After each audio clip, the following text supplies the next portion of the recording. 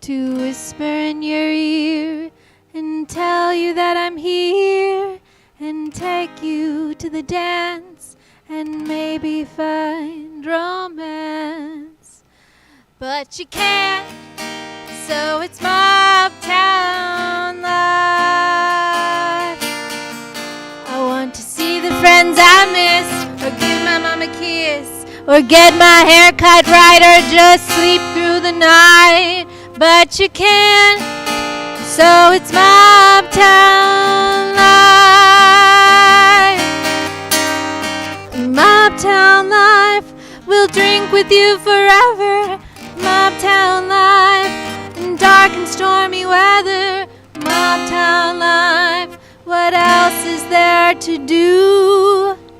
Happy birthday, Angel. We love you very much. Woo! That pandemic together.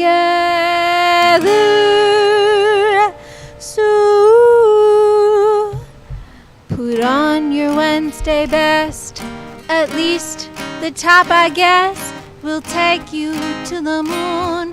Eat live to your bedroom. It's tonight, and it's Mobtown life.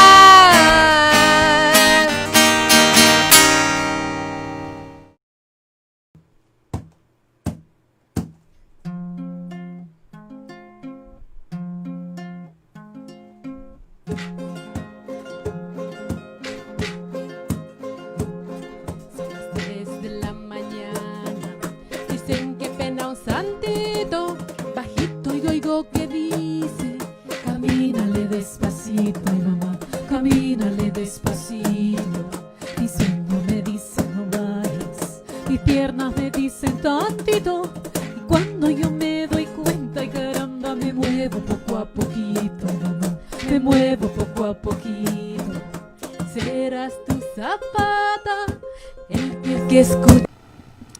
Hello, everybody. Welcome back to Mobtown Live, to our intimate office setting.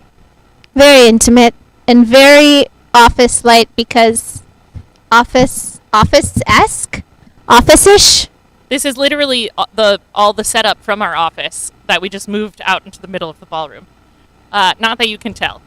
Anyway, let's get the show on the road, yeah? Yeah. There we go. Whoa! All right. All right. We're in business. Thanks for tuning in. We have a really awesome show tonight.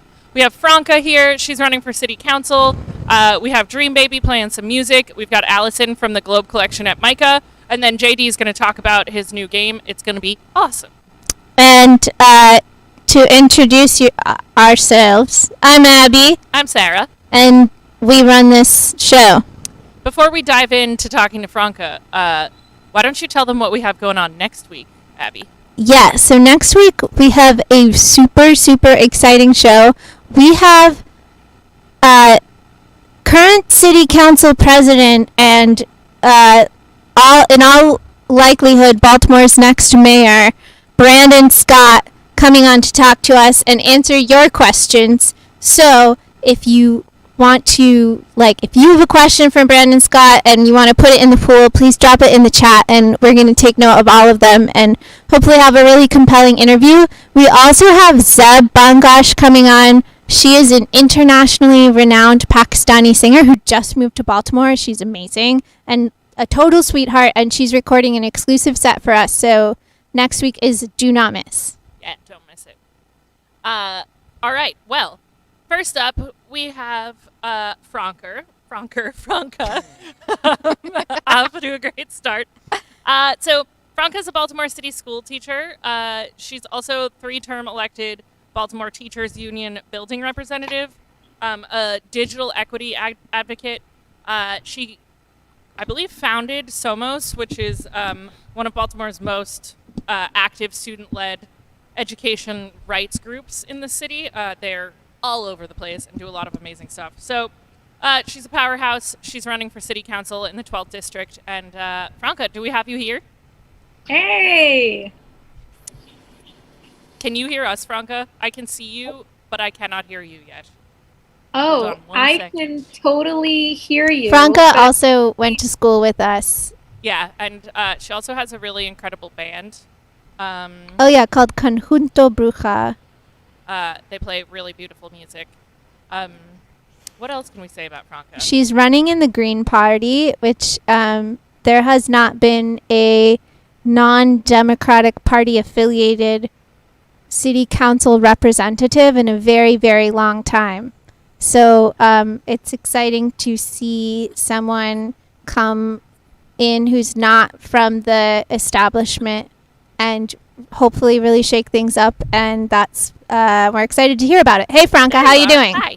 Hey, can you hear me? Mm-hmm. Yes. Yay. Okay, cool. I can't see you guys, but I can hear you guys. Well, thanks so much for being here. Yeah, no, thank you very much for having me on. I feel like we're having like that college reunion that we were supposed to have this year. Oh my gosh. Ooh, 10 years. 10. Wasn't it 10? Yeah, it is 10. Okay. I just can't get over it. All right. So thank you so much for joining us. And how do we? What like you just announced your campaign launch, right? Yeah, on Sunday. So what was that like? It was really fun. So, as you guys know and mentioned, I'm a part of Conjunto Bruja. I play guitar and do vocals with Conjunto Bruja. And so, luckily, I have a lot of friends that are involved in music here in the city. And so, we came up with an idea to try to do a COVID-safe launch and decided to do a bike tour around the 12th district. And a friend of mine, who's a landscaper, loaned us his trailer. And so we put a band on the trailer and we rode around and we did 3 sets. So, a big shout out to our friend Will, who did sound on a moving vehicle for 3 different bands. That's awesome.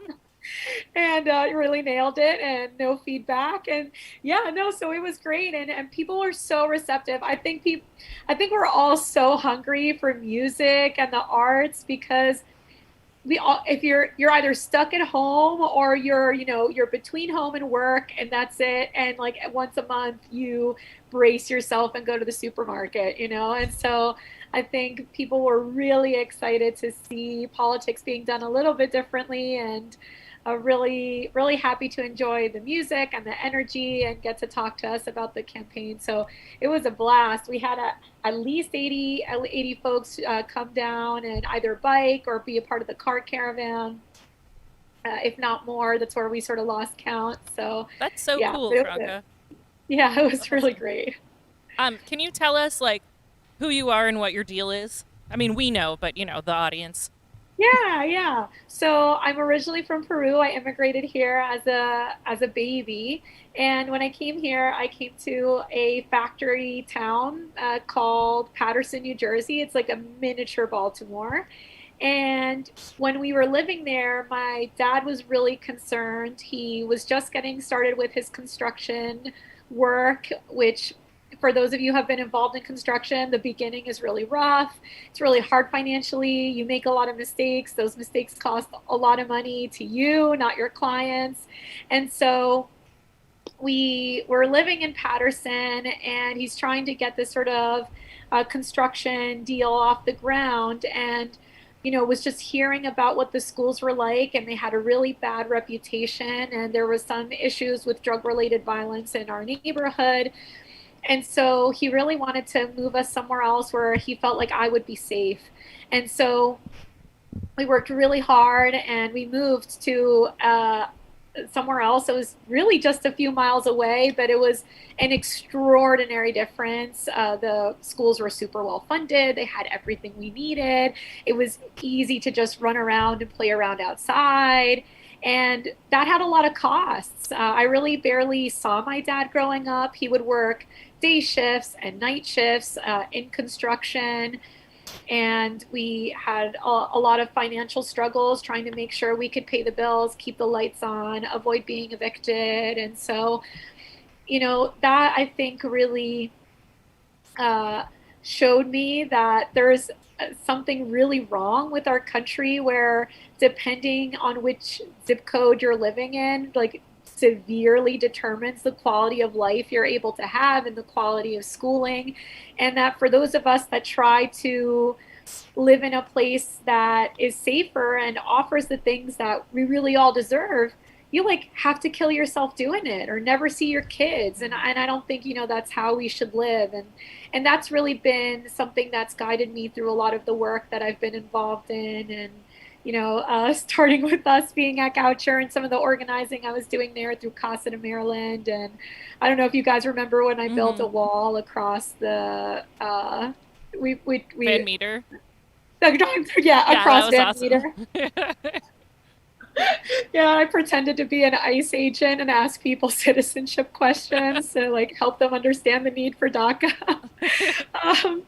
But like doing crazy stuff like that in college, and then all the work that I've tried to do since becoming a teacher 10 years ago.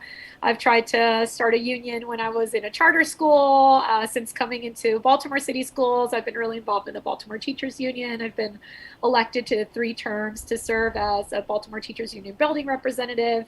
And like you said, I've helped students start some organizations. I pride myself on creating the space for students to really lean into their leadership and to uplift their voices. So, I've lent a friendly classroom and a guiding voice, but really tried to make sure that the folks that are leading political movements are the ones that are the most involved and the most exposed by the issues that they're facing. So, those are organizations that have been totally student-led, student-run, and I think that's why they've been really successful as advocates, because they're experts through their own experience, and we've had a lot of big wins over the years. And so it's been an exciting group to get to see really, really blossom and become more and more independent. And so, yeah, that's awesome. Some of the work that I've been doing.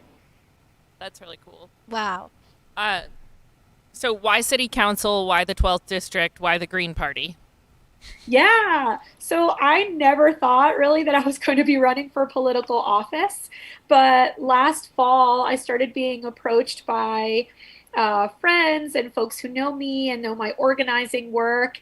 And they began to really encourage me to consider running. And so at the time, there was a really tightly contested Democratic race with folks who were running that I really respected. And I also had been very, green curious and had voted green in the past. And so I'd been really excited by Joshua Harris's mayoral run as a green. And so I really looked into their platform, which is a platform that is super driven by racial and economic justice. And I just thought that it made a lot of sense to align myself with an outsider party that would really give me the opportunity and the platform to challenge some of the corrupting elements that have been present in our politics, where a lot of politicians take money from corporations and developers, and obviously feel that they are tied to them once they're in office. And so, for example, we've been leading a huge fight on Comcast. We had someone sent to us while we were doing the work with Somos to try to fight for Comcast to do their fair share to support getting our communities connected. Baltimore is one of the most internet disconnected cities in the country. Yeah, can you tell us in general what the Comcast project is, just in case people haven't heard about it? Yeah, definitely. So first I'll start with the problem in Baltimore. So essentially, 1 in every 2 Black and brown people don't have stable broadline connection. So they don't have the kind of stable internet that would, for example, allow them to participate in the show or to participate in a conference meeting or something like that. And so the only way that they're getting internet for the most part is on their phones, right? So 1 in every 2 Black and Latinos in the city don't have a stable broadline internet connection that is like the internet that we get, like Wi-Fi in our own house, right? Instead, they're probably using mobile. And so this is a huge problem when it comes to kids getting educated. It's a huge problem for folks being able to get their healthcare needs met, especially during this pandemic. It's really important for being able to apply to unemployment and all kinds of other government forms that often aren't mobile friendly.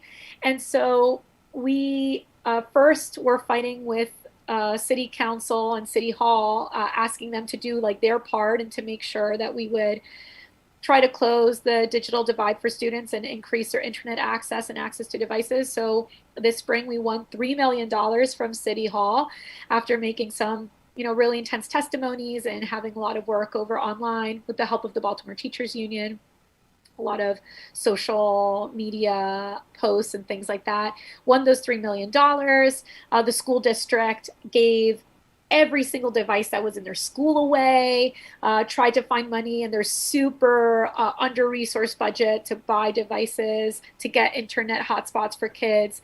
And then we were left with Comcast, who has been making tons of profits. They have what's called a franchise agreement in Baltimore, which almost gives them exclusive rights to work here. So they have almost no competition in the city.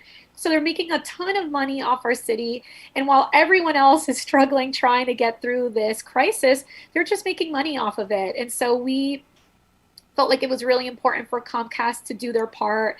And we started lobbying with them, trying to get conversation with them to address this issue. We did a petition that was signed by over 100 organizations, several elected officials, asking for 3 things. And one was to increase internet speeds.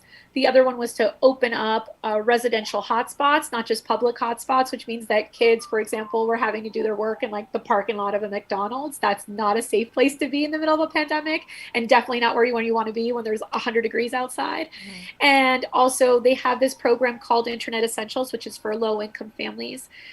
They opened that up into having a 6-month free period, but then it begins to charge you money.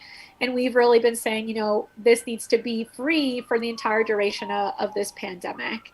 And so that was the fight. And as we were doing this, we found out that so many politicians in our city take money from Comcast. Like everyone and their mom takes money from Comcast. Wow. And so when we ask ourselves, like, why do we have a franchise agreement that gives this company like exclusive rights to our city? Why is that franchise agreement 10 years long? Why are we having such a hard time pushing for these things?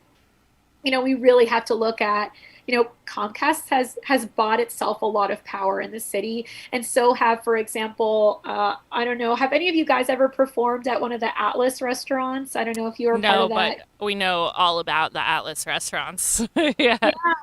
Yeah. So that's the same thing too, right? The Atlas restaurants that are like systemically discriminating against Black people Black children being able to attend their restaurants and are firing workers when they call out, racial bias. They have given tons of money. In the District 1 race, they gave $30,000 to try to fight against Zeke Cohen and to try to get his opponent to win, who was, I'm assuming they were hoping would be more friendly to their developer interests. That's so wild. Also, like the fact that internet, like scarcity when it comes to internet is totally manufactured just for the sake of money. Like the internet is not a scarce resource that we don't have enough of and therefore need to distribute in a limited way. Yeah, 100% that needs to be a public good. And that's one of the platforms that I'm fighting for, is that we should have municipal internet and have that plan ready by 2026, which is the end of the Comcast franchise agreement. But yeah, like the internet does not cost money to make it faster. That's just something these companies have done to like rack up profits. So when we have families that are getting these super slow, inadequate internet that doesn't allow like more than one person to be using, Google Meet or Zoom at the same time, it costs them nothing to give them the speeds that they need to have real high quality internet access. But they want to be able to have all these little incremental steps of increasing your internet speed, so you feel like you have to pay more and more and more. But what really costs them money, and what costs money for internet companies, is building the initial structure, the internet highway or whatever. But once you have that infrastructure, how fast someone gets to participate in the internet, it does not make a single difference. So we have a situation where Comcast essentially feels that low-income families don't deserve internet that functions in this crisis, and that's a huge problem. But so to answer your question, like why run green?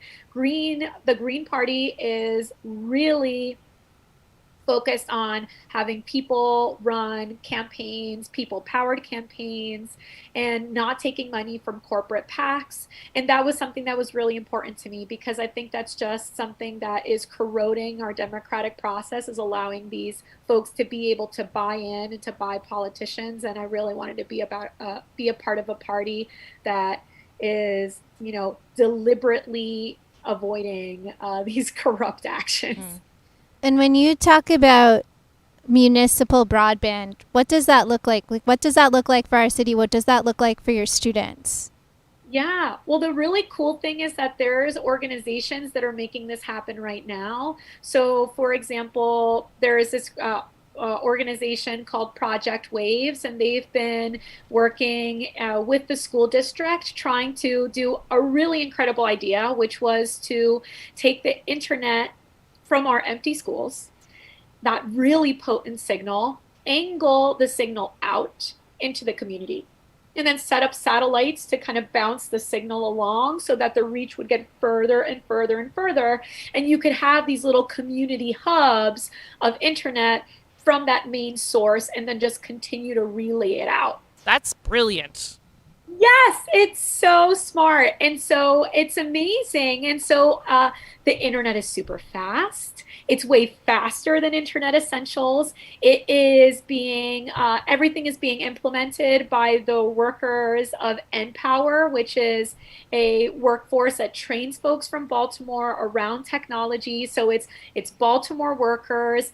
And so they have been able to find a way to really incorporate the community into these decisions, incorporate the community into the jobs that it creates, making sure that the way everything is being structured is really centered about what students and families need. And that could be our internet. Like, we could have internet where, like, it's actually a positive experience to interface with the service that gives it to us, as opposed to like the horrible exchanges that we have with Comcast and experiences, because they have all the power, right? Since they're the only show in town, they get I've been wondering, what they want and why we have to use a shitty company that's mean and hard to get a hold of. Yeah, it's because in 2016, a franchise agreement got signed that gave them exclusive rights to treat us like garbage. It's wild. Can you tell us about the rest of your platform? Yeah. Oh, and to just close that idea, the municipal internet would be trying to think about how we can expand those community project ideas and try to expand it, citywide. But it's definitely possible. It's definitely doable. And it just has to be something that we see as a priority. Some of the other aspects of my platform, I'd probably say one of the most important parts is really addressing this issue around systemic racial inequity involving the police and systemic police brutality. So I think, we know that right now the way our police system functions is taking care of the needs and, the property of some Baltimoreans, but really not looking out for all Baltimoreans in an equal way. And instead is tracking certain Baltimoreans into the criminal justice system and all of the effects that then that has for like the rest of their life.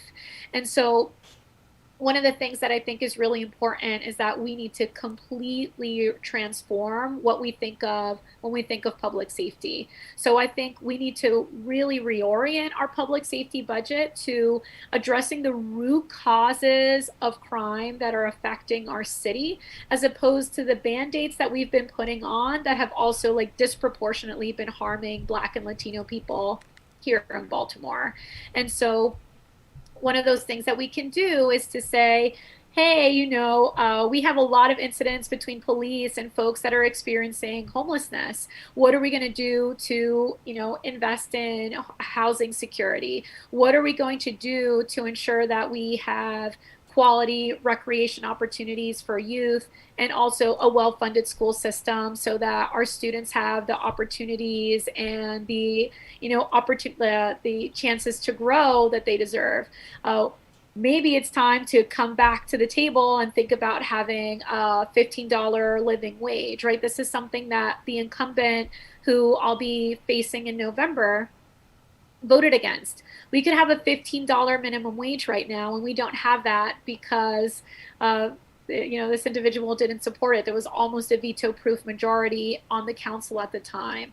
So I think if people are getting paid well, if they're housed, if they have an adequate education, if they have access to mental health support and the need for mental health care when it comes to issues with drug and abuse, then I think we'll start to actually deal with the things that are causing crime in our communities. And I'll just close with a story. There was a situation this past winter where two young women with children were killed in their businesses for, really what ends up being a small fraction of money, which is like a couple of $100s.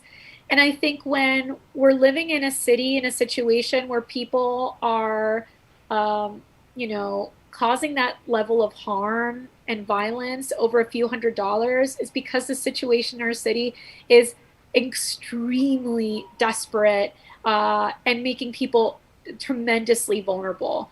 I think if people have a wage where they can earn what they need to be able to live their life with some dignity, then maybe we wouldn't be having crimes where people are stealing or killing each other over a few $100s.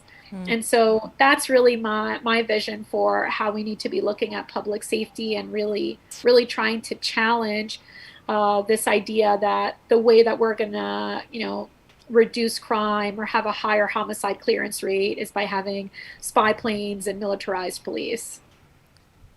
Thank you. So we have like one more minute, super brief. Why do you think that, so I think it's pretty clear why people who live in the 12th district should be paying attention to your campaign and this election. Why would you suggest that people outside of the 12th district or even outside of Baltimore focus on this and why it's important? Yeah, and Absolutely. sorry, I'm gonna jump in and say, like, just add to, like, how, like, can you kind of, like, make your case, like, for, like, like, we talk about a lot of outside party candidates, they're running for, like, to demonstrate or push the platform a certain direction, but, like, how can you win and how can we make that happen? Yeah, and how can we make that happen? Yeah, definitely. So first thing, why everyone in the city should care is because of the number 8.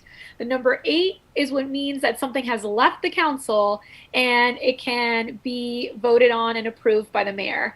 And we have a situation in which we have a mayor that is going to be pushing more progressive policies. So I'm super excited that Brandon Scott got elected. We need to make sure that there are enough progressive voices on the city council to ensure that we can get the policies through that we need. If he doesn't have that vote of 8, that means all these things that he wants to get done become harder and harder and harder because he's going to be facing a challenge within the council itself. So having me as an additional seat, as an additional progressive on the council means that not just is it something that affects District 12 and making sure that District 12 has someone really fighting for them and their needs, but it means that for the citywide policies that we want to get dressed and done, we can really have the force that we need to push them through. So I think that's point one. And then why this is important to folks who live outside of Baltimore. As cities set these precedents, it helps to set up a domino effect so that more cities can be engaged in this political progressive work. There's some things where, if Baltimore isn't together and doing it, the place where you expect progressive policies to be passed, which are highly democratic cities, then it makes it really hard for folks that are living in more conservative counties to be able to win those fights. Now, on how we win, I think we're already really setting ourselves up in a situation to be close to winning. Right now, we've been running for less than 21 days, and we've already raised over $20,000. And so this is like crazy. We're raising about $1,000 every single day. That is setting us up to have a campaign that can really challenge the amount of corporate money that's going to be coming to us from the incumbent and from being attacked from the incumbent. And so one is that we've really shown that people are invested in this fight. They care about winning so much so that they've been willing to donate to the campaign. And if you want to donate to the campaign, you can go to francaforthepeople.com and donate there. Also, we have over 100 volunteers that are already active and working with our campaign, helping to get ready to start making calls, engaging with the community, all kinds of stuff. So I think we really have a lot of energy and a lot of power. And the second piece is that this incumbent is in a really vulnerable position. He won with 40% of the vote. So 60% of the district wanted something else and wanted another voice. And the three top candidates that would have voted him had we been able to unify those vote counts were the most progressive candidates that were running, were candidates that were, one of the candidates was a socialist, candidates that were really running on housing advocacy and housing equality, a candidate that had been formerly incarcerated and really wanted to fight on behalf of making sure that we're taking care of our returning citizens. And so I think the values of this district are aligned with what they were really pushing for. And that's what our campaign is really advocating for, is people-centered. How do we really take care of the students, the families, the workers that are in Baltimore, and stop having politicians that are taking care of businesses instead, right? So while he and the Democratic establishment are taking money from developers, we have a situation where we have a city where kids can't drink the water out of the water fountains. 1 in every 2 people can't have adequate access to internet. We have 1 in every 3 Black Baltimoreans lives in food apartheid. Like, we don't need to do these things anymore. We need to change it up. And I think that's really where the energy is at right now. And so I feel like there's definitely a path for us to win, and a lot of excitement helping to propel us to get there. Thanks, Franca. Hopefully this doesn't undermine your authority, but I'm so proud of you. Sorry. I don't mean that in a condescending way. I'm just so happy that you're running, and I'm so happy for Baltimore. Yeah. So please keep letting us know how we can support, and thank you so much for jumping on Mobtown Live. And suggested donation of $500, everybody. FrancaForThePeople.com. That's right. Franca for the People. We're fighting some rich people, so please donate as much you can. But I also want to say that a $5 donation goes a long way. $5 donations buy yard signs. So even if you're making a minimum wage, if you want to try to throw down a little bit, please, whatever you can give can really help. FrancaForThePeople.com, and also you can sign up there to volunteer. We're going to need to really be talking to tons of voters in the 12th district. So if you feel like you can help us make calls, we're also going to be, for all the musicians that are listening to Mobtown Live, and you guys both included, we're going to be doing musical events every Friday, and using that as an opportunity to canvas within the community, because we can't knock doors due to COVID. So we want to really try to create safe spaces outside to interface with folks and get to talk about these issues. So if you are a musician and you want to throw down by helping to play, please also reach out to us, reach out to our campaign, let us know. Yeah, count me in. Yeah. Awesome. All right. Awesome. Right, thank you so much, Franca. Thank you. Yeah. All right, bye. Bye. Thanks. Oh, she's so awesome. It's very exciting, especially as someone who has tried to work with the current district city councilman and has gotten a lackluster response. This would be a game changer. District 12, we're talking about Station North, we're talking about that general area. Yeah, the whole where I live, central Baltimore, Barclay, Greenmount West. Greenmount West, Old Goucher, maybe. We're not totally sure. Yeah, I should probably check, but yeah.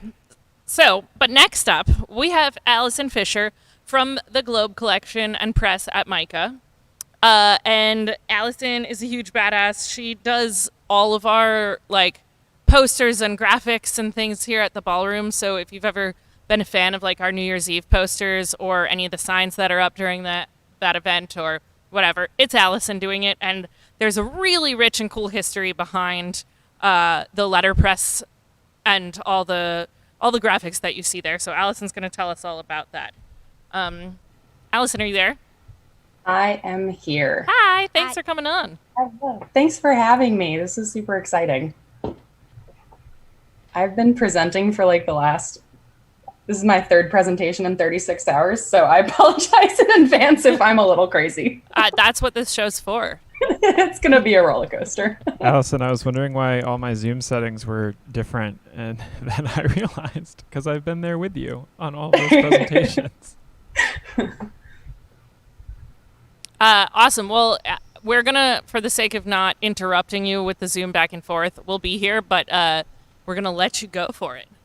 Okay, cool. Just let me know when people can see my screen and I will share. There we go. Oh, God.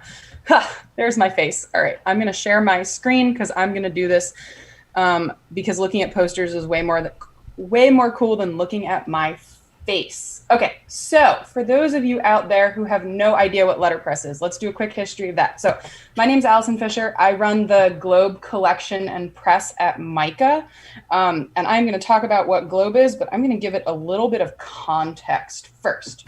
So Letterpress is... Whoops, wrong presentation. Okay, letterpress is letters that can be composed into lines, formed into paragraphs, formed into pages, put Allison, on a press and printed. We do not see your presentation. Oh no! Oh wait, you know why? Let's do this again. Someone's got to share their screen.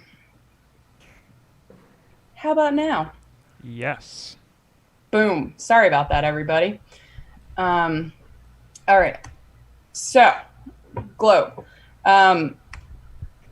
Letterpress, very simply, is individual letters that can be composed into lines, formed into paragraphs, and printed. Many of you may or may not have heard of the Gutenberg Bible. That's what we consider in the Western world as the invention of movable type. We are white people, so we like to take credit for everything. We were not the first ones to do it. The Chinese were. They did clay and then wooden movable type, and then the Koreans were the first to do metal movable type, and that's a really fascinating history. But letterpress in a nutshell.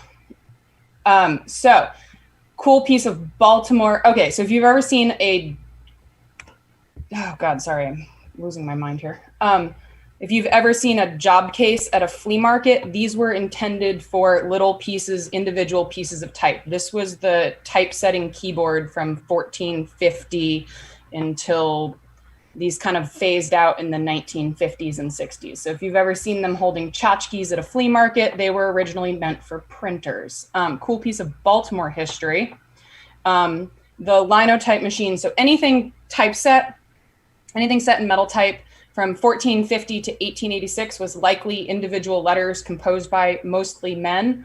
But this machine called the linotype was invented here in Baltimore and revolutionized typesetting and the printed word. Anything pre-linotype, books, magazines, newspapers, the header on a letterhead was all set with movable type. But with the invention of this machine, we were able to expand the printed word because we go from talking about minutes per line to lines per minute.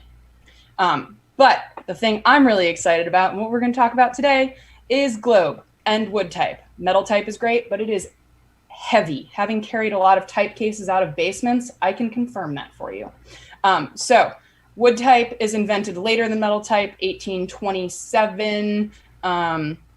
It's a lot lighter, it's a lot bigger, it's awesome. So we're going to talk about Globe Poster, which was based here in Baltimore. So Globe Poster set up shop in 1929, and they started out printing things, everyday posters for everyday people. So fairs, carnivals, boxing, racing, wrestling, theater, big band, but their real claim to fame, both stylistically and the clients they were printing for, was in the 1950s and 60s with R&B and rock and roll. So clients like James Brown, Marvin Gaye, Aretha Franklin, Ike and Tina Turner, B.B. King, Smokey Robinson, Stevie Wonder, you name them. And if they were Black, Globe was probably printing for them. And so Globe at this time develops this really iconic style, this fluorescent colors and bold black type that shouts and screams the names of these performers. Posters were meant to be outside, and they were super ephemeral, up one week, down the next. And fluorescent colors against the world of brick and trees and roadways stands out. It's going to catch your eye. So these posters were a really inexpensive way to let people know that you were going to be in town and you were going to be performing. So after the 50s and 60s, Globe doesn't stop there. They carry on their poster printing legacy into the era of go-go music. And if you're unfamiliar with go-go, it's a genre that's really specific to DC. So it's a mix of funk and Caribbean drum beats, rhythm and blues. It's got a rhythm and a groove to it. It's not a 3-minute top 40s. So it doesn't record super well in that sense. It's an experience. Go-Go's are some of the coolest things I've ever been to. So Chuck Brown, EU, Rare Essence, Junkyard Band, these were all some of the big go-go bands of DC. But Globe's history, again, does not stop there. They keep printing for musicians up into early rap and hip hop. Fresh Prince, Jazzy Jeff, 2 Live Crew, Run DMC, Salt and Peppa, even like early Destiny's Child, believe it or not. Globe was printing for all of these musicians because it was a really effective way to get your word out. So Globe ceased production in 2011 after 81 years of printing history. And the collection, like most letterpress type collections, was at risk of ending up on eBay or in the hands of a private collector to be pieced out and, never seen again. So that's where I come into this, and MICA and some of my amazing colleagues who started rallying support for the acquisition of Globe, for MICA to buy the collection, to keep it intact and to keep it here in Baltimore. And by like some miracle of academia, they listened and did.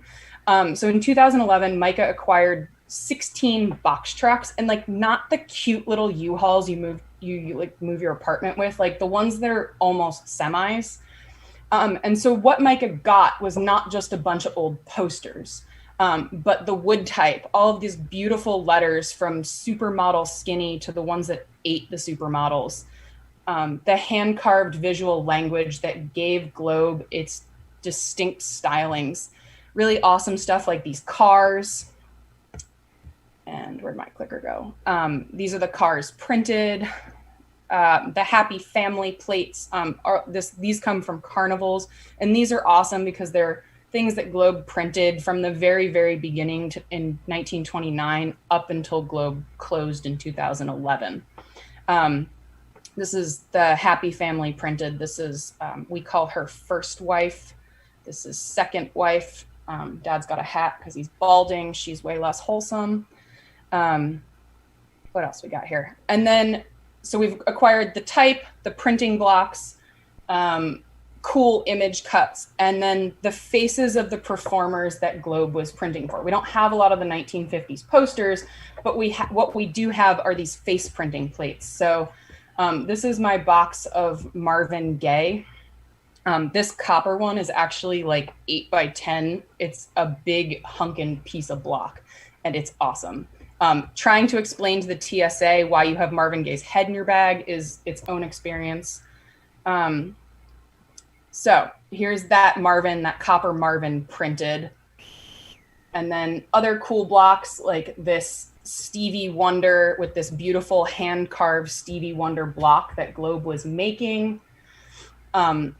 For scale, when we were moving all this stuff, it's not just like one cute box. It's a lot of them. We have about 8,500 of these printing plates. Now they're all nicely stored in like archival boxes, but when we were packing them to move, this is kind of the chaos that we were dealing with and trying to organize. So now that Globe's at MICA, we do a bunch of cool stuff with it. So I'm going to show you a little bit of that. Let me check my time. And what I love about Globe, so I do all of the design and production of Globe's new letterpress work. Globe is a working collection, which means that we're using it to make new posters, to keep the style alive, and to keep it, functioning, passing on the tradition of the craft. So, and we teach with it, and we're working on archiving it so it can be used for research. But this is the coolest stuff. So this is what I'm going to show you. So I get to do cool things like this.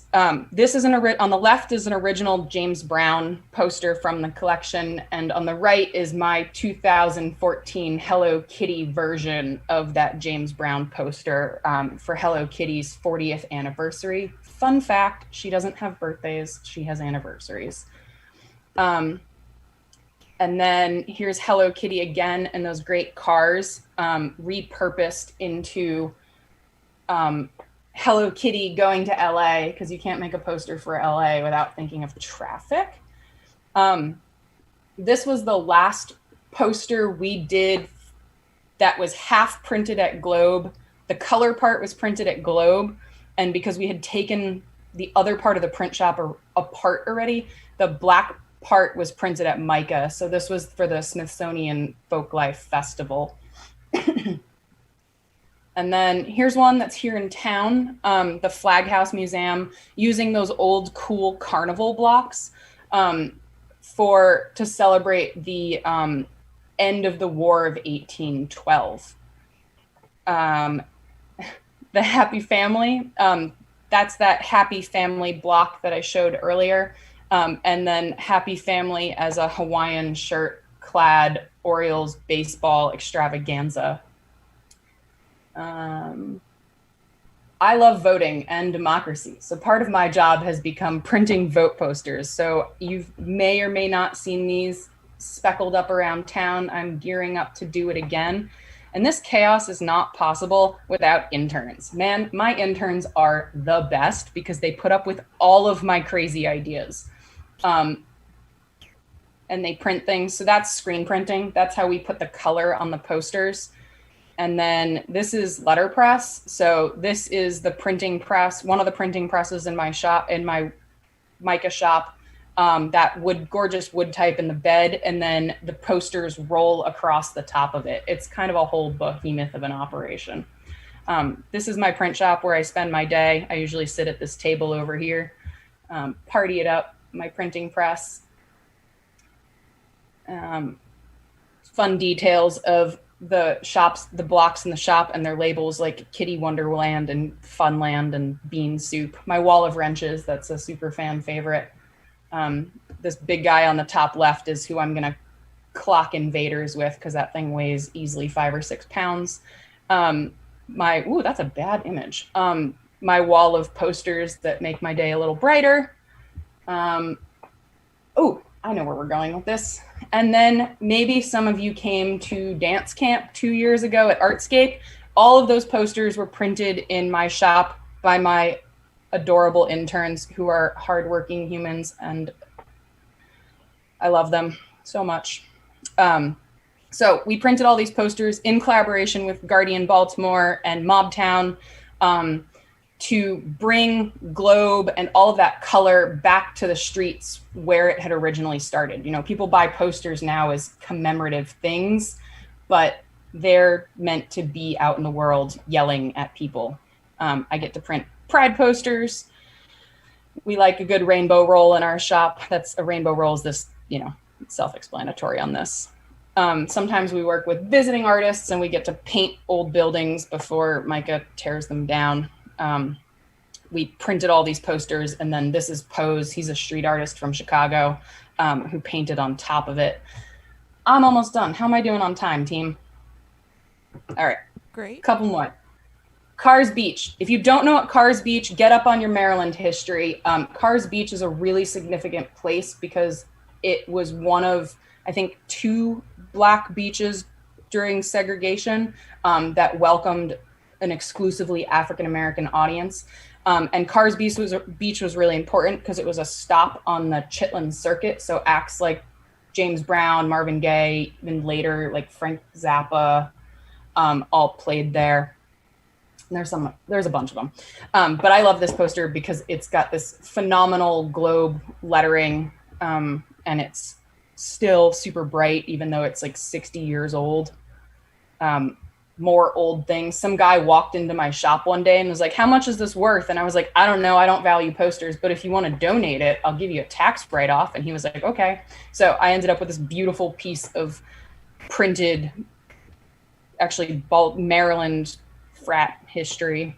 More BB King. We're getting to the end. We're just going to power through these. Let's see more old vintage posters from our archive. Boom. Just bursts of color, black type. This was the plate that was used to make said poster. Pretty cool stuff. James Brown. James Brown was a shameless self-promoter. So even when he made it big, he never stopped buying posters from Globe, which is cool because his like music legacy is documented in Globe and business records and posters and other things like that. We have invoices of them like settling debts with Globe, which is cool. And then the printing plates for said posters. I think I'm almost at the end. Another one, some dude walking into the shop. How much is this worth? I was like, I don't know, but let me take a picture of it. So if you want to see more of Globe, because I cruised through that really fast, we have a really pretty website, globe@mica.com. Some of those posters are up there. Yeah, that's what I got for you. That was wonderful, Allison. Hey, by the way, it's us. Hi. I just want to say personally, I have received some of your work as a gift on occasion, and I treasure it. I got stationery that Allison made for me that I send letters to people. Like, my mom loves it. She can't get enough of them. Oh, that's wonderful. Aw, Allison, that warms my heart. we have a couple of audience questions. I'm going to pick one or two depending on how time is. But question number one, how can people acquire some of these sweet posters or donate, and why? Well, yeah, donations, is that a thing? How do people get posters? So here's the catch. The old posters have a bunch of copyright liability stuff on them. So you can't just reproduce old posters without James Brown or really specifically Marvin Gaye's estate coming after you. Under the guise of education, I can show these posters and talk about them, and it's great. But as soon as I try to make Globe tries to make $1 on them, it could put us in hot water. So reproductions are not currently available.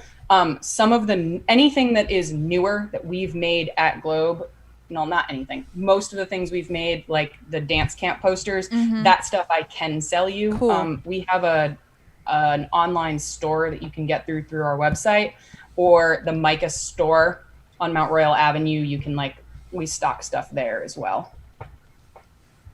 We hope to do reproductions eventually. It's just an expensive legal hurdle that we don't have the resources to deal with.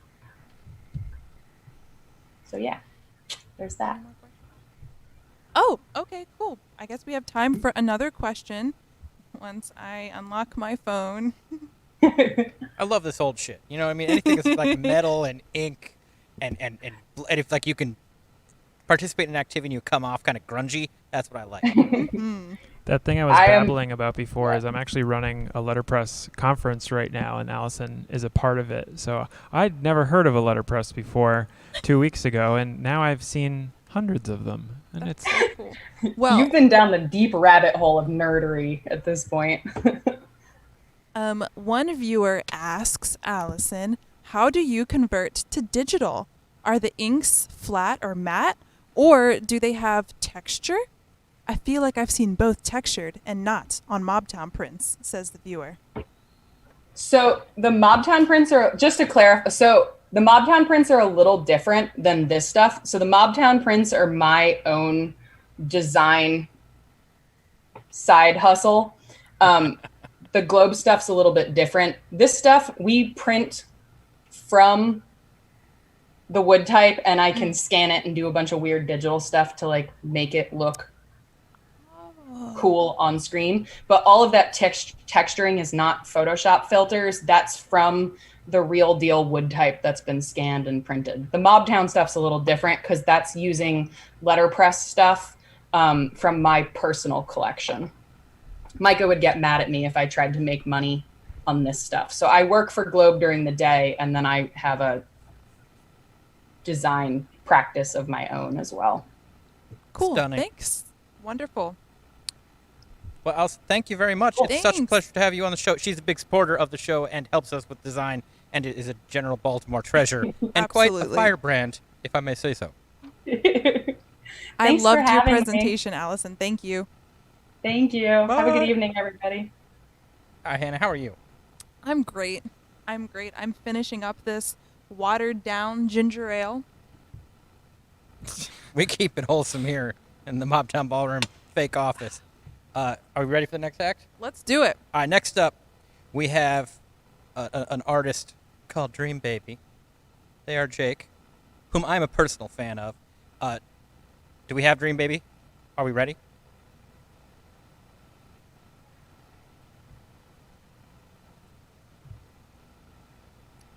What I know? Oh, go ahead.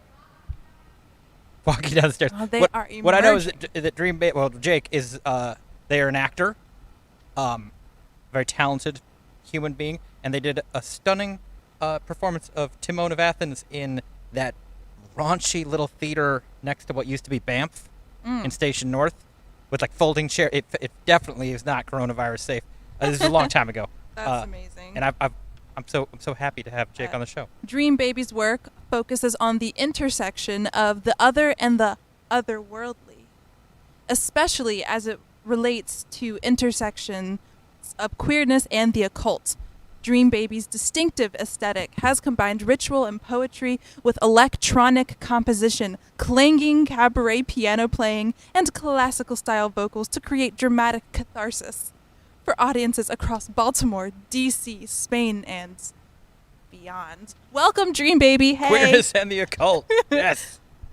Hello. Hello. Oh. Are you Hello. there? Can you see me? We can see you. We You can look see good. you. Can you hear me? Yes. Hachi, can we get a little bit more in the monitor? So, what do we need to do to start this party? I'm ready. I was just doing a little light reading from my grimoire, and maybe I'll share some of that with you and share a little music with you, yeah? Follow your heart. Take it away. All right. Turn over the rock after the rainstorm, and the little gray bugs skitter away, exposed. You are wet behind the ears, the sun told you, meaning nothing, except you exist only by my light or in its shadow. He lies to keep you there, caught between a blazing glare and a blue dot, a buffer for the violence of his gaze. Many before you basked, and after, not knowing he is poison, that the flattering bronze of his rays goes red, then wrinkled, malignant, skin consumptive, deadly. But you, oh moon, with your silver, pockmarked face, and your back ever to the wild dark of space, you give a glow that never harms skin or naked eye. You, silver eye, oh, hi there, moon in the sky.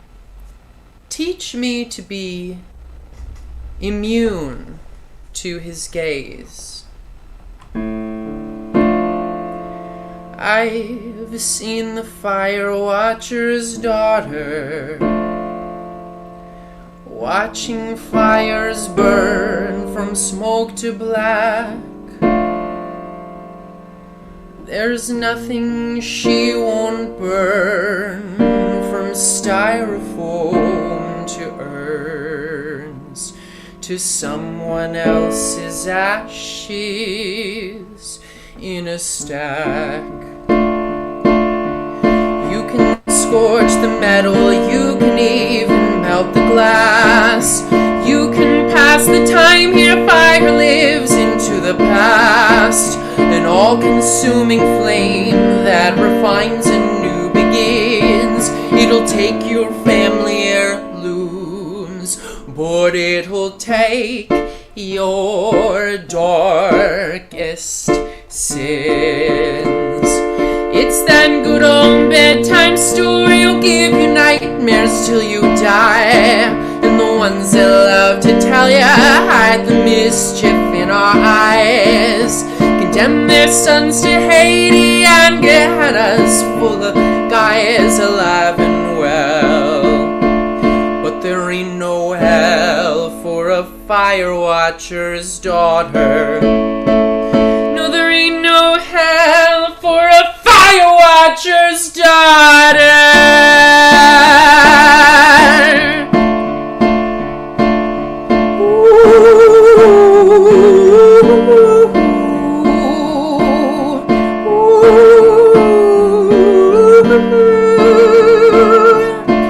We exorcise the demons of the things we used to know. The gnashing of the teeth becomes the remnants of our homes. We think we're moving on from materials we long to forget we ever sold our souls to all.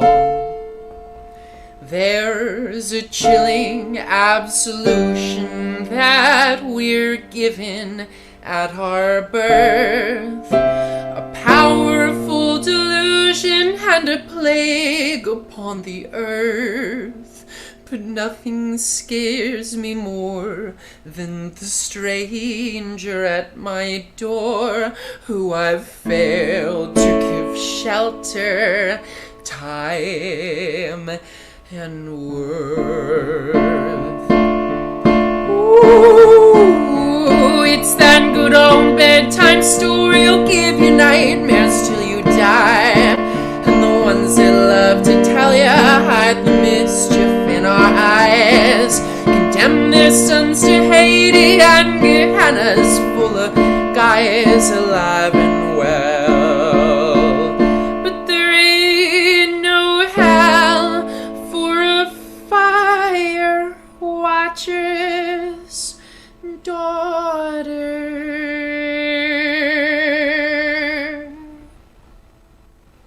Hello, and welcome to my living room. That was stunning. Hi. Thank you for hi. this welcome, Dreambaby. That was wonderful. Thank you. I have a few more songs for you all, and some things that I want you to think about right now if you are watching. So Monday was a new moon, for those of you that follow such things. And new moons are about a lot of things. They are about new beginnings. They are about starting new cycles. They are also, for me, a lot about acknowledging what is dark inside of you, what is ugly, and, well, deciding what needs to go and what parts of yourself that you think are ugly that aren't going anywhere, and being okay with them, loving them. So the next few songs are going to be a little bit dark, and I'm going to take you there, and I'm going to ask you to examine those parts of yourself that you know are not going anywhere and that you don't love, and I want you to let me love them for you for a minute. And those things about your life that are sad, that you're carrying, that you can't let go of, if you won't let go of them permanently, I want you to just let me hold them for a little while, just for tonight. I can handle it.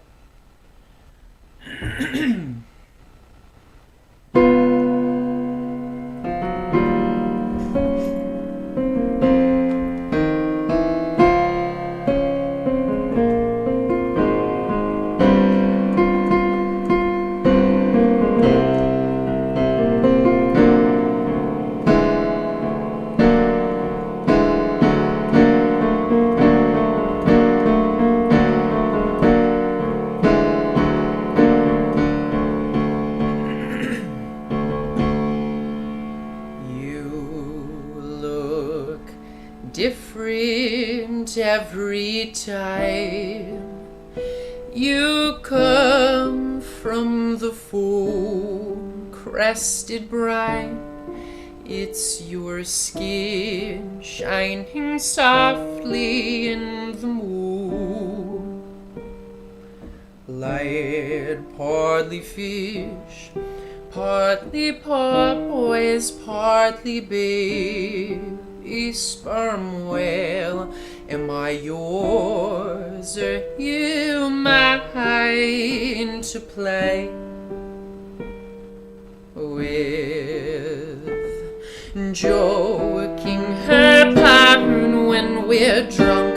You're terrific when we're drunk. I like you mostly late at night. You're quite alright, but I can't understand the different you in the morning when it's time to play at being human for a while. Please smile. Please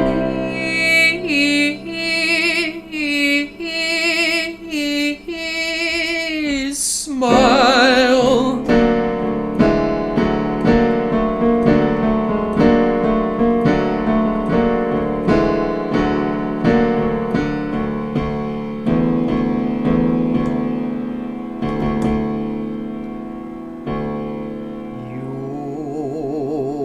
You'll be different in the spring. I know you're a seasonal beast, like the starfish that drift in with the tide, with the tide.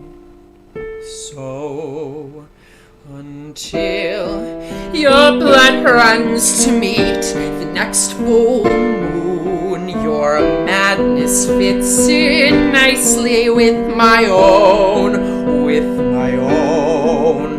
Your lunacy fits neatly with my own, my very own. We're not alone. Oh, no.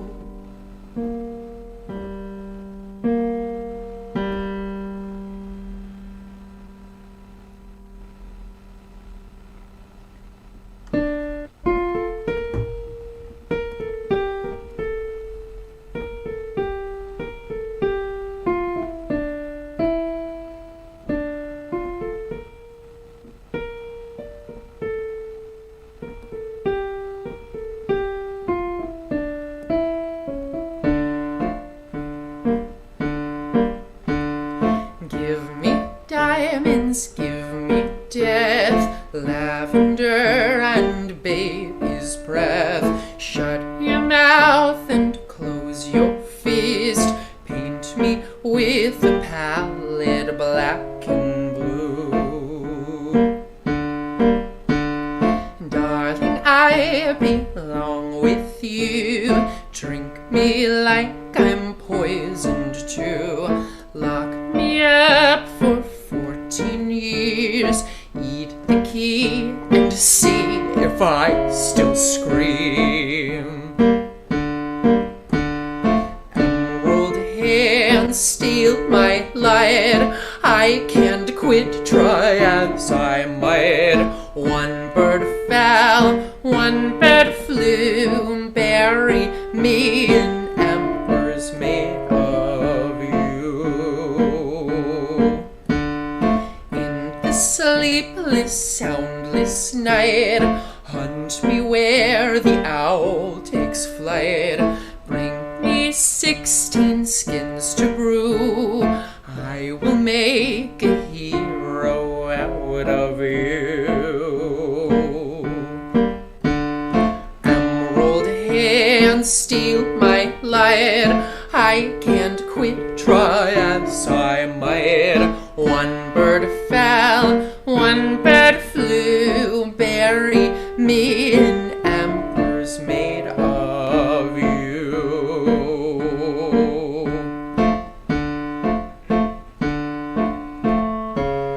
Kiss like spiders, fuck like hell. Pen me in a villanelle and come to me when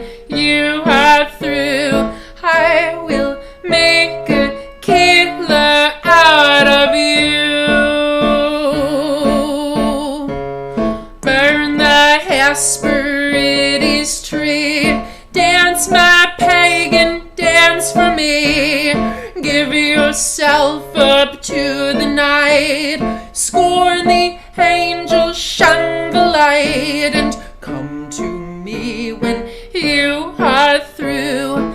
I will make a monster out of you.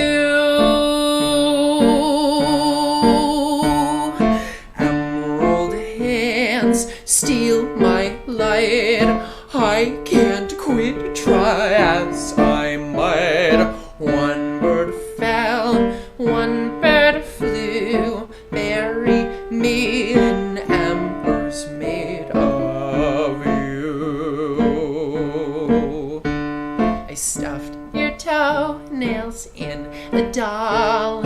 Stay with me, god damn it all. Stuck a pinprick in its heart. To be a child again is such an art. I wrapped your hair around the doll, boxed it in with barbed wire wall, cut its feet to make you stay. You can hide, but you can't run away.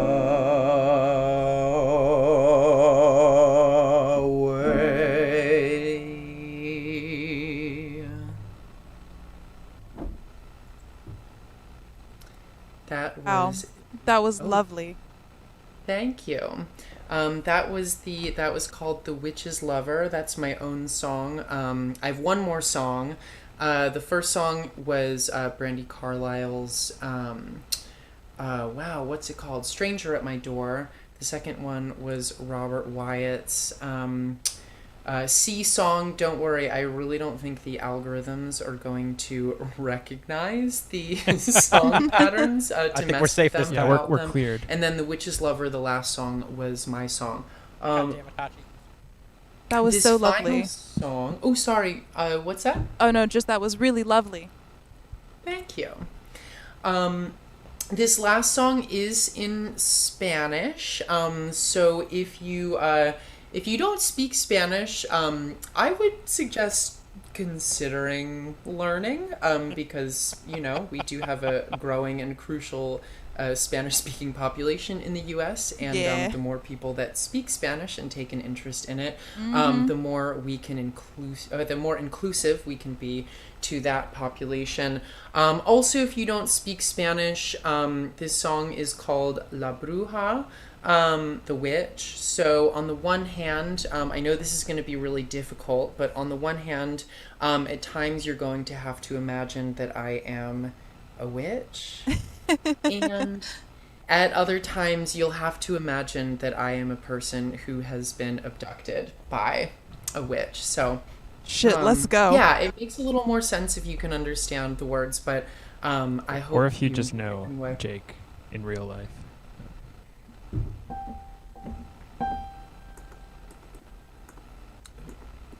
Nope. There we go. Wow. Hang on, sorry. There we go.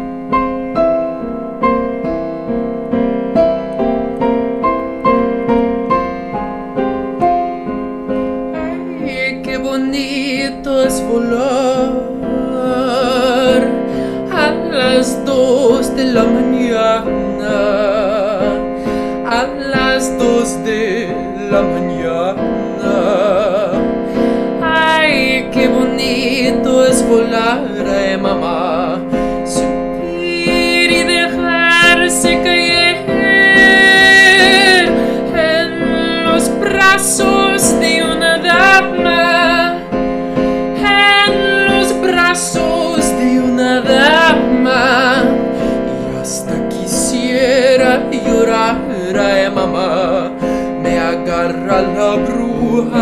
me lleva a su casa, me vuelve maceta y una calabaza, me agarra la bruja y me lleva al cerrito, me vuelve maceta y un calabacito. Que dígame usted, ¿cuántas criaturitas se ha chupado ayer? Ninguna no ve. Ando en pretensiones de chuparme a usted. Ahora sí, bendita bruja, ya te chupas de lo malo, ya te chupas de lo malo. Ahora sí, maldita bruja, ahora le vas a bailar con los colores del cielo, con un diablito que es bueno. Ahora le vas a bailar, ay mamá. Escóndete, Chepa, escóndete, Juana, que ahí anda la bruja debajo de la cama. Escóndete, Chepa, escóndete, Chelo, que ahí anda la bruja detrás del espejo. Que dígame usted, ¿cuántas criaturitas se ha chupado ayer? Ninguna no ve. Ando en pretensiones de chuparme a usted.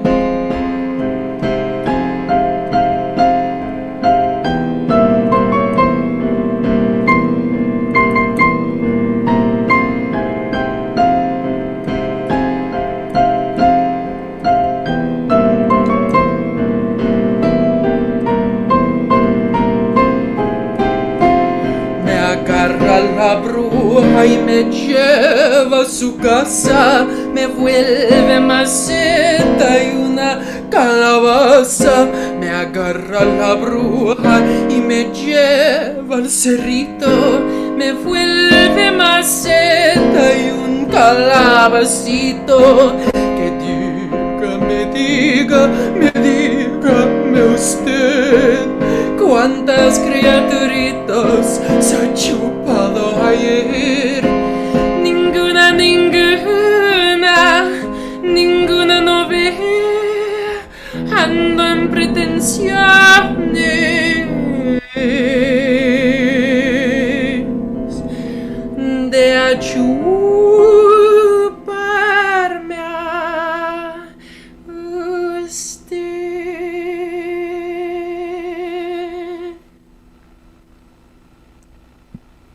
Thank you so much. I am Dreambaby.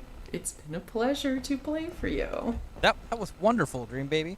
Do you have one moment? Oh, sure, yeah. Would you tell people the best way to look into your stuff? Oh, yes. Probably the easiest way is Instagram, at DreambabyJake, all one word, no punctuation. That is what I use the most to promote my work.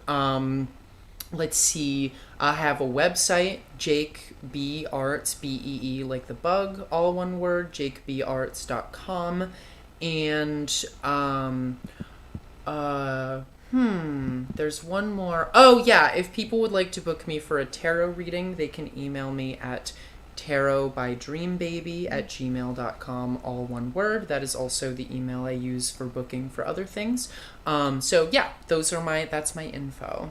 And if you want to tip me, you can. I'm donating what I make from tonight to Baltimore Safe Haven, so you can go directly to baltimoresafehaven.org or Venmo me at Dreambaby Cabaret, or PayPal me at jabudenz@gmail.com, and I'll make the donation for you if that's easier. Wow, thank you so much. Thank you so much for your performance and for all of this information, Dreambaby. It was lovely. Thank you so much for having me. Take care. What, Hannah? We know what's next. Is it a video from Hachi? I need a minute to process all of You this. want That are we was processing lovely. now? Let's process. Mm.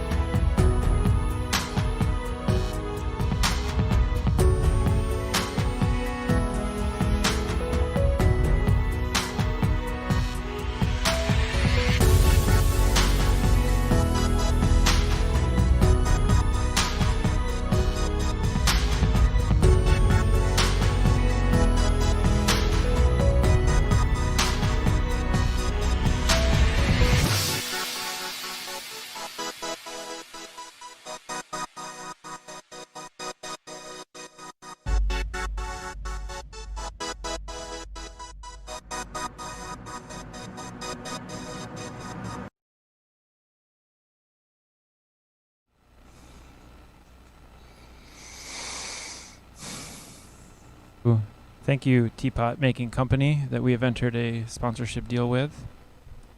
You can find more information on the internet. All right, so here we have a segment for you. Hachi interviews someone instead of explaining anything. I am going to be joined tonight by John DeCampos. John DeCampos is a musician, illustrator, rock opera creator, and game developer based in Baltimore. And we're going to talk his new tabletop game, Token Terrors Battlegrounds, which we were going to talk about funding it on Kickstarter, but I guess we're going to talk about funding it even more since it met its goal. All right, so without further ado, let's get John on the screen here. How's it going, man? Good. How are you guys? Doing great, doing great. So congratulations. Thank you. Thanks a lot. Yeah. Long road, I guess, right? Oh boy, let me tell you. Yeah, you had mentioned before. You know, I've co-created some rock operas with the Baltimore Rock Opera Society. I'm one of the founding members, so I've knocked down walls in old theaters and thrown away dead rats and built sets and props and written scores for things and done large canvas style paintings. I've done all kinds of things in the art world, and nothing even comes close to the level of difficulty that comes with developing and publishing an independently created board game.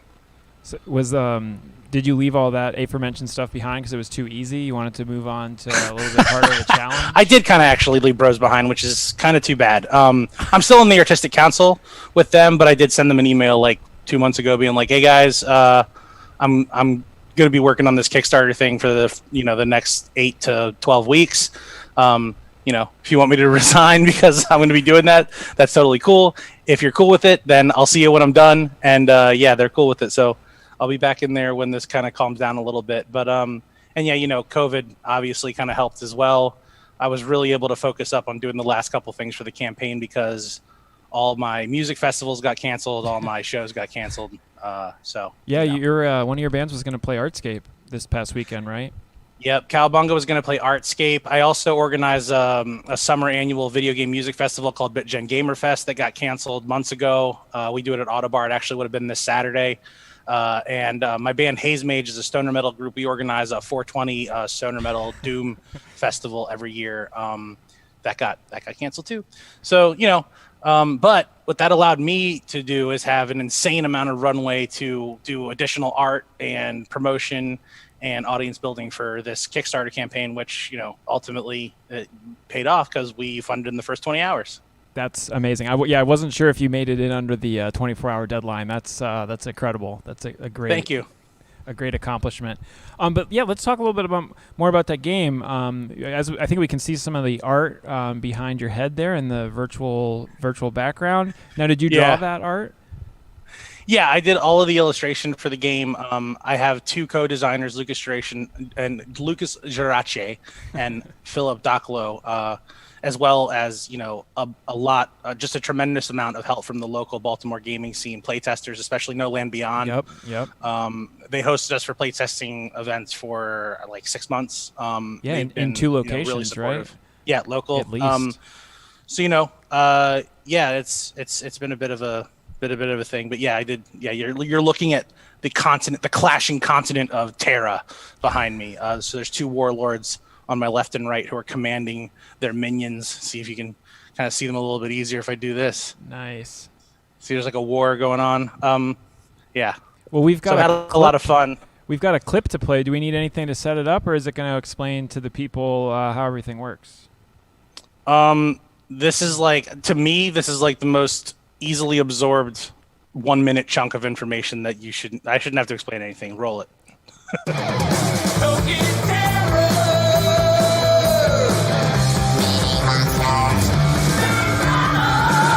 Welcome, warlords, to Token Terrors Battlegrounds. Command your forces and keep tokens of the same type close to one another to maximize their threat as you try to outwit and outfight the competition. Gain strategic advantages by using your Token Terrors talents and eliminate your opponent's forces and reign victorious. Token Terrors Season 1 Primeval features the Reckless Goblins, the Elite Elves, the Relentless Zombies, the Ferocious Wyverns, the Pesky Flying Machines, and the Imposing Soldiers. Collect them all! Token Terrors, mini monsters, big battles. Okay, I get it. I get it all right? now. Cool.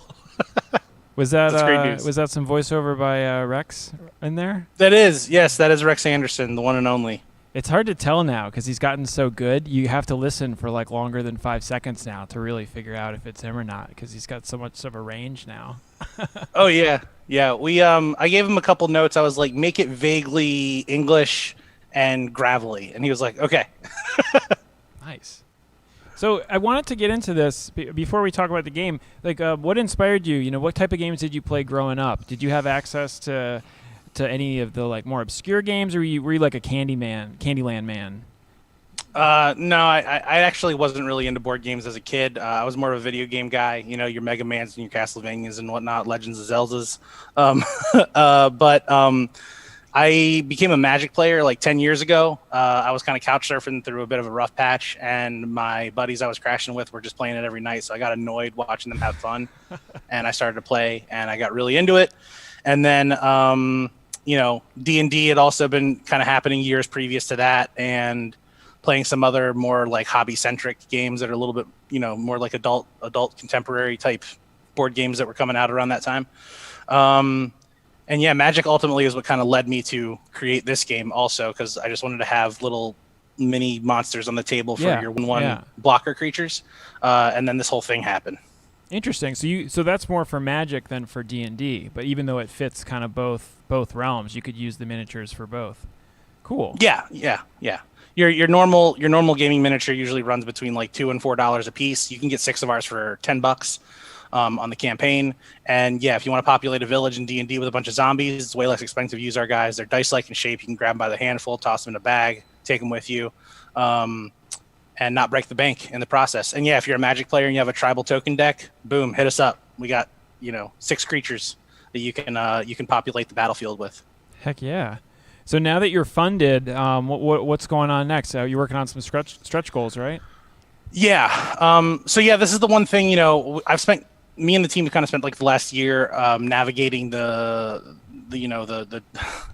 treacherous world of a indie creator coming out with a game that isn't a $5,000 card game.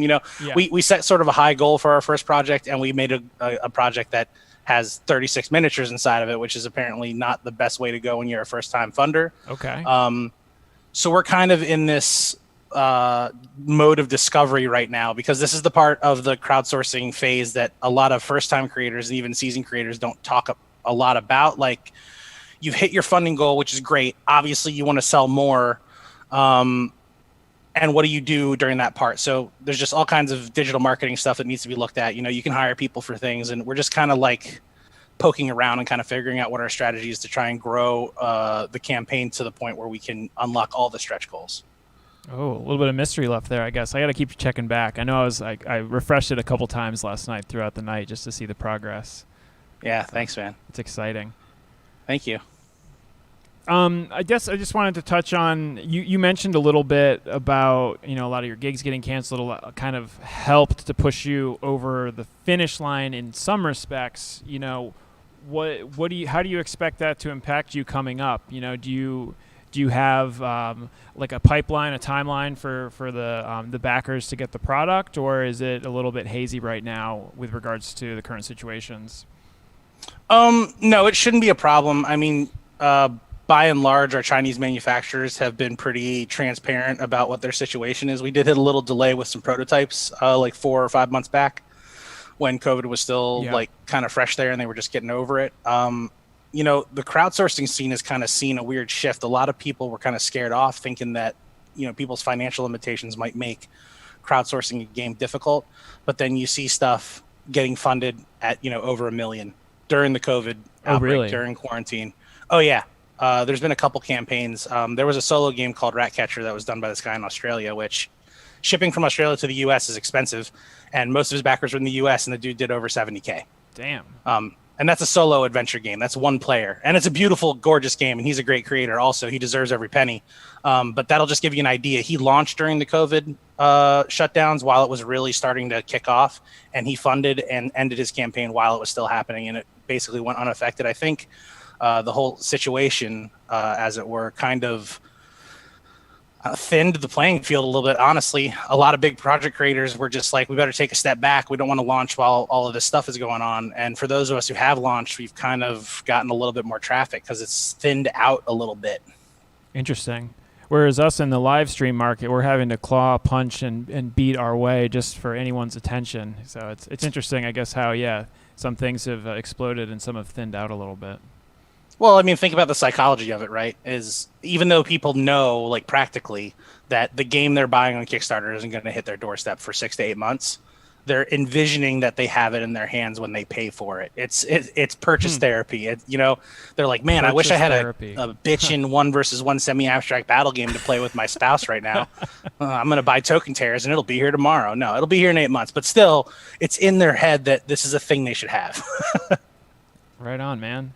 Well, hey, thanks for coming on. It's good to talk to you. I haven't seen you in real life in what, 5 months? How long have we been in our little boxes on our screens?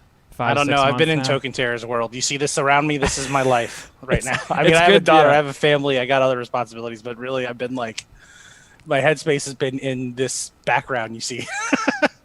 Well, hey, again, congratulations. Give my best to the whole team, and we'll see Token Terrors on a battleground near us very soon. Yeah, man. Great to talk to you. Thank you for having me on. Peace. Peace. That concludes the most coherent Hachi Explains Anything in 12 episodes. Back to you, living room. I 100% support that dude.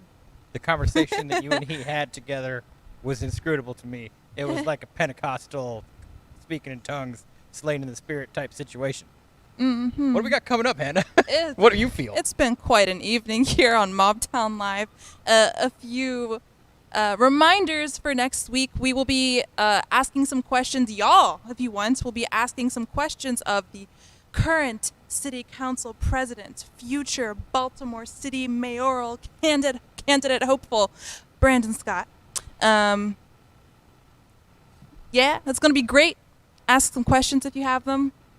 What else, Michael? Yeah, just seriously, think about it, because we need questions. We don't want to make them all up. But also realize that your humble live-streamed 17 viewer currently right now 33 show, at times. Yeah. I saw with 41. 10 on YouTube. Yeah. Sarah, Abby, and Hachi managed to pull off getting Brandon Scott here. It's insane. Brandon Scott. Yeah. If anything, I only hindered it by bugging Abby. But somehow she got him. Correction. Hachi had nothing to do with But it. yeah, we're going to talk terrible. to Brandon my mic Scott. We're off. going to have some history content, right? Some cool history content, Baltimore history. Charlie, watch the show. This is going to be for you. And Wait, we got history? Next week, some history. Yeah. I better tune in. Please. Oh, I'm going boy. to tune in. I might be here. I don't know. Bar's open tomorrow, right? Yeah, so this weekend, we, as usual, the bar is open 5 to 10 Thursday through Saturday, and then 2 to 10 Sunday. If there's rain, we're still most likely going to be here waiting to set up right when the rain ends. So come out anyway. If we're going to cancel for some kind of rain, we will post that very publicly, and you will know. We appreciate your patronage. We are a business that did not open up inside because we're sane Mr. and we Chance, care about you. idiot. Oh, yeah, we missed our chance to kill some of you with a horrible pandemic. Where did we find him? Oh my, it's derailing. Hannah, you're in charge. You take this whole ship off of my hands. I want it. Ship is in my hands? Yeah, I'm going to pay you to take over my role at the ballroom. Oh, you word? and Sarah forever. I don't know. The ship is in my hands. I don't know where. I want to gently coast it to bed to end this live stream episode. I don't know, y'all. Thanks for coming out. Please tune in next week. It'll be really great. And if you have any questions for future mayor Brandon Scott, where can we send them, y'all? Sarah? The internet. At mobtownballroom.com. Sarah at mobtownballroom.com. Please send your questions in. We look forward to next week. Now, I believe that Hachi is going to play us out with something inscrutable to me, as usual. Hachi. Take it away, Hachi. Farewell.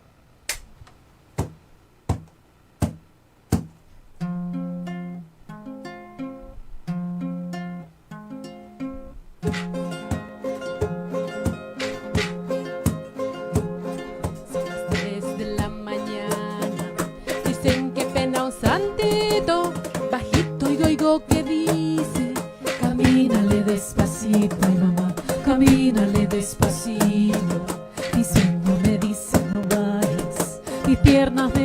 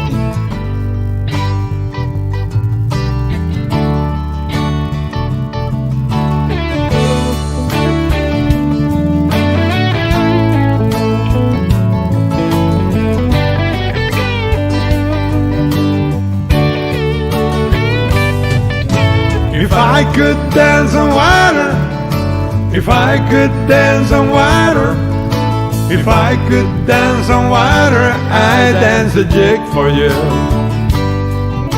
If I could dance on water, if I could dance on water, if I could dance on water, I'd dance a jig for you.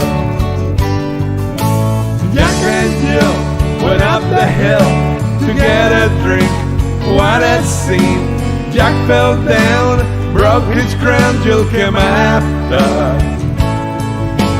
Jack got up, all shook up, went to bed, bound his head. Jill came in, she laughed at Jack's disaster. If I could dance on water, if I could dance on water, if I could dance on water, I'd dance a jig for you. If I could dance on water, if I could dance on water, if I could dance on water, I'd dance a jig for you.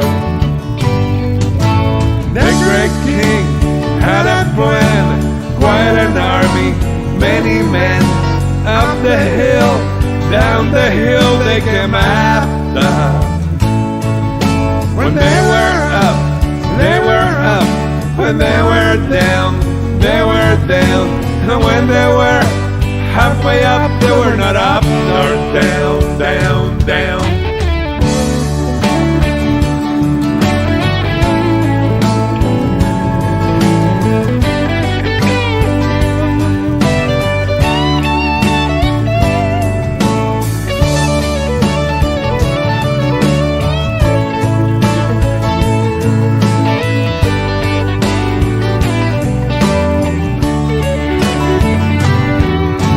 If I could dance on water, if I could dance on water, if I could dance on water, I'd dance a jig for you. If we could dance on water, if we could dance on water, if we could dance on water, I'd dance a jig with you. If we could dance on water, if we could dance on water, if we could dance on water, I'd dance a jig with you. Yeah, whoa. Yeah.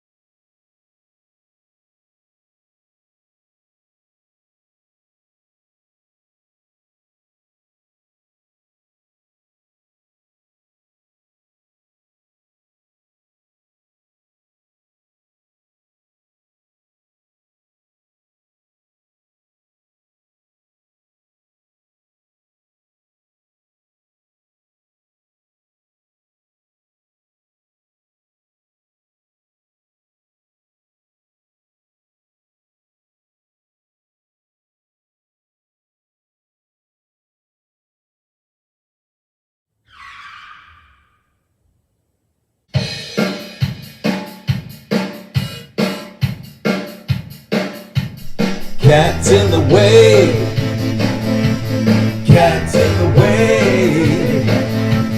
When I'm online, when I'm on the phone, you're wondering why I'm always home. Cat's in the way, cat's in the way. I'm walking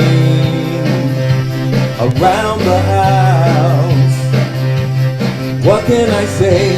I open a door and you're in my way. You Follow me to the couch. You beat me there, you long for my touch. I love you so much.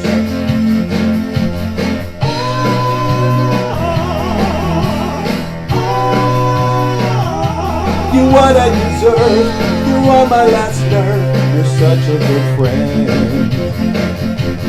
Cats in the way, cats in the way.